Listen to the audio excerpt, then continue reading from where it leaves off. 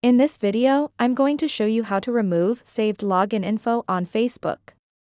Let's get started. Start by opening your Facebook app. It'll take you to your main page. Tap the three horizontal lines at the upper right corner. Scroll down until you find Settings and Privacy. Tap it. Go to Settings. Inside Settings, tap See More in Account Center. Now, head to Password and Security.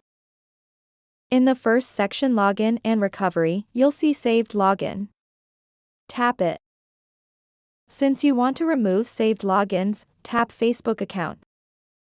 It will take you to a page with all the apps and devices where you've saved login info on Facebook. Simply tap on the one you want to remove, and it will delete the saved login for that device. And there you have it. If you have found this video helpful, simply leave a like below or subscribe because it helps me reach more people. See you soon.